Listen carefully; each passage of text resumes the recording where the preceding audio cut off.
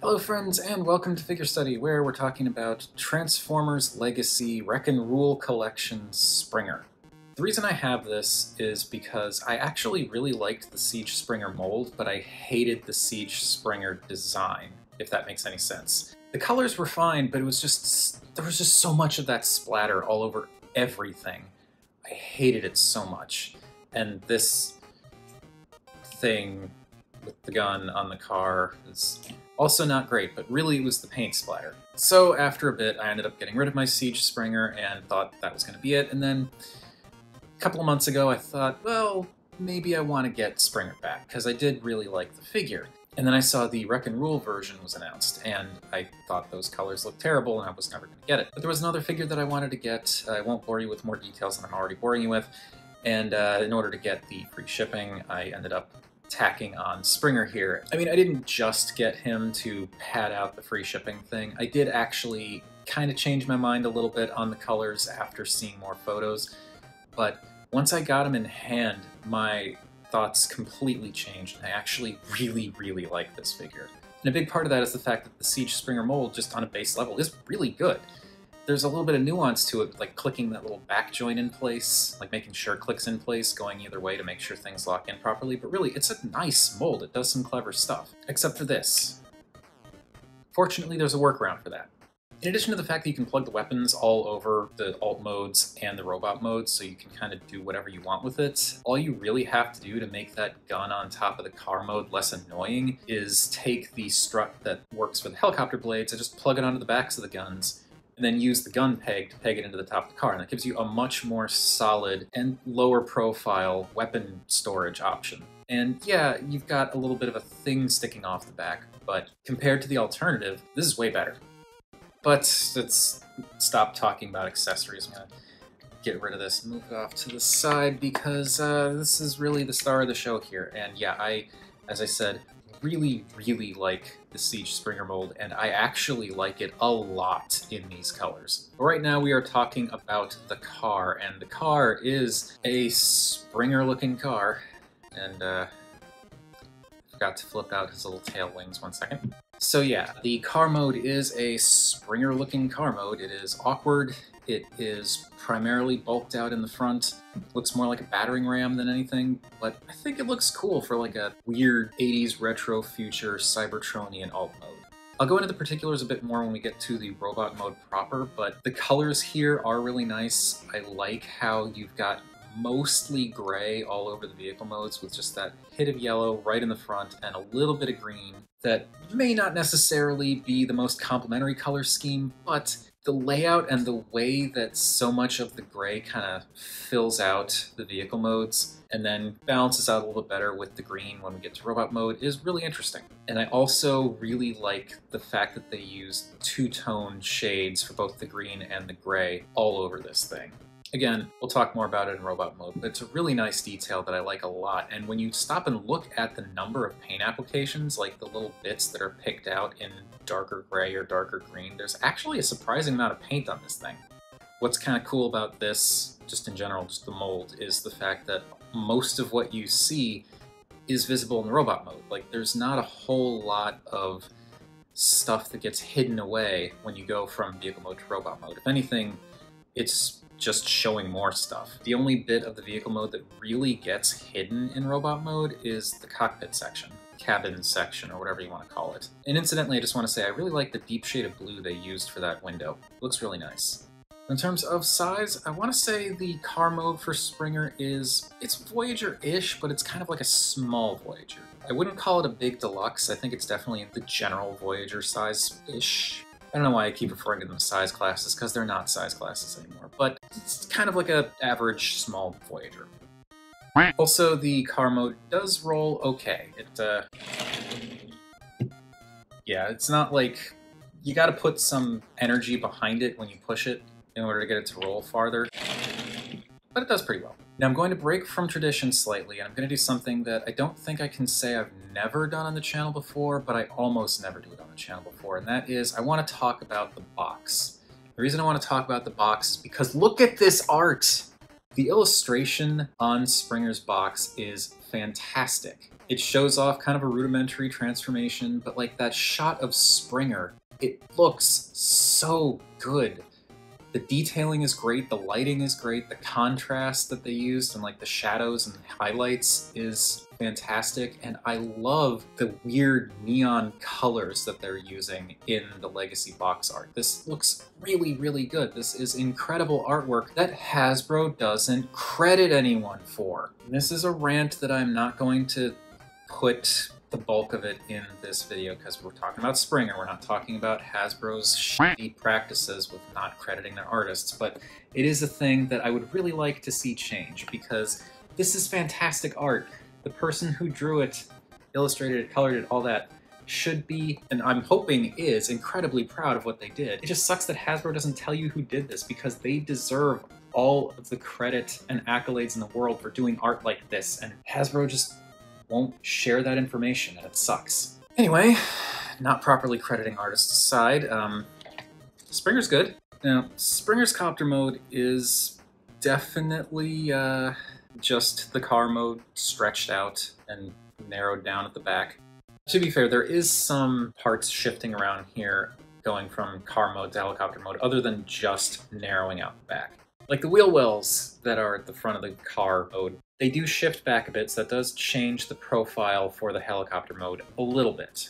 But the bulk of it is happening in the back. Like the upper part of the vehicle mode, pretty much this entire center part going from the nose to where the helicopter blades sit, doesn't change at all. But I do think it's really cool how the back section of the car transforms, and it ends up flipping and folding and not quite turning inside out, but it completely reshapes itself and flips the sides around on both sides to create this interesting kind of tapered look where it's chunkier up where it's still kind of going around where the robot mode thighs are, and then it tapers down to the middle section of what will become the robot legs, and then those other sections that were the outsides of the wheel wells or the back of the car end up coming down to like the most narrow point on the copter mode for the tail. And it's a cool idea. But it's Springer, you know? That's kind of how it always is with him. There are some toys that have done more interesting things with the different vehicle modes. In particular, Open and Play's Big Spring, I think did some really cool stuff with the way that things kind of shift and change shape going between the different vehicle modes. But this works. It's still kind of a goofy looking helicopter mode, but it's cool. It gets the point across. Also, it still has access to the wheels, so if you want, you have a rolly helicopter. And for as much as this little spoke thing is a pain in the, I keep wanting to say vehicle mode, in the car mode, as much of a pain as this is in the car mode with the gun swinging around, it's got some really nice spin. That's pretty good. It makes for a pretty darn decent helicopter blade rotor assembly thing. Like, it's still going. I still wish there was some better way to store it in robot and car mode. And size-wise, nothing really changes. It gets a little bit longer because of things extending out and getting narrower towards the back, but the size really doesn't change at all. And I think of the two modes, this is my least favorite. Doesn't mean I don't like it. And I like transforming back and forth between the two modes. It's actually a fun transformation. It's just that I think of the two vehicle modes, the car mode is my favorite. Springer's transformation, it's the same exact figure as the Siege version, so if you're familiar with that, you're not going to find anything new here. That being said, it's a really good transformation. There's a lot of really cool stuff happening here. There is a bit of nuance, as I said, to certain parts of it, but there's so many neat things. Like, I love how when you're going from the helicopter to the robot mode or helicopter to the car mode, that entire back section tri-folds into itself and ends up creating these thick robot boots or half of a back end of a car. The way that the hips swing up and lock into place to create a proper pelvis section, because you need that to extend things for the helicopter mode, that's really cool. I love the way that the winglets for the helicopter flip around, push in, and wrap around the forearm, and basically completely disappear into the robot forearm. They form the robot forearm. That's really clever. And the way that the upper body section, that entire upper body chunk, shifts up to reshape and realign different parts to better help give Springer like proper proportions rather than having his head sitting down low where his chest would normally be. That's also really cool. It's just like the little bits that are a little fiddly, like making sure you click and lock that back arm that the upper body is attached to in place going into robot mode and click it down going into vehicle mode. Like if you don't click it, it's not going to line up, like I said. But in addition to that, there is a little bit of fiddliness in terms of getting the struts that the arms are attached to lined up and plugged into the back section, and getting the front part of the torso flipped around and properly plugged in to the spots where they need to be plugged in there too. But if you line up the slots on the back and plug them into the arm struts, then the tabs on the front section should be able to go into where they need to go without any problems, because those struts will already be properly aligned. Also, I just have to say I love how the arms were just kind of hanging out on the side of the vehicle modes the entire time. And the only real transformation is you just pull the arms down and then flip a couple of panels back into the backs of the shoulders to clean everything up. That's really cool. And what we're left with is a really neat Springer. I mean, I know the colors aren't G1 accurate, but I don't care. I really like this look. The molding is great. The proportions, I feel, are fine. Like, they may look a little bit stout if you're looking at them from certain angles, but it really works for me. It kind of makes him look a little bit more stocky, but not like overly stocky, if that makes sense. More like he's just a little built, which is a terrible pun, I know. But about those colors, which I know has been a sticking point for a few people, I actually, as I said, really like this color scheme. I have said before, I'm really kind of getting sick of G1 over and over and over and over and over and over and over and over. So getting something like this, even though it is G1, the fact that it's not overly G1, like the color scheme is not G1 cartoon accurate. And I like that.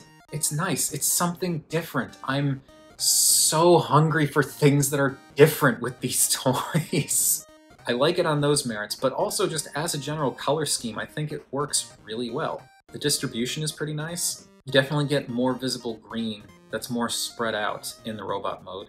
That bright yellow chest is a really nice focal point, draws the eye. And as I said before, I love that they used two tones all over this figure, where you've got light gray and dark gray, light green and dark green. And it works so well, and they picked out all of these little details. Maybe they're not super impressive in terms of like a molding thing, like they're not standout details, but they add some really nice texture to the overall look of the figure. I mean, this thing is covered in texture, but like it adds some nice color texture, if that makes sense. It breaks things up, and it actually is kind of all over the place. I was surprised by just how many spots were covered by these slightly darker paint apps.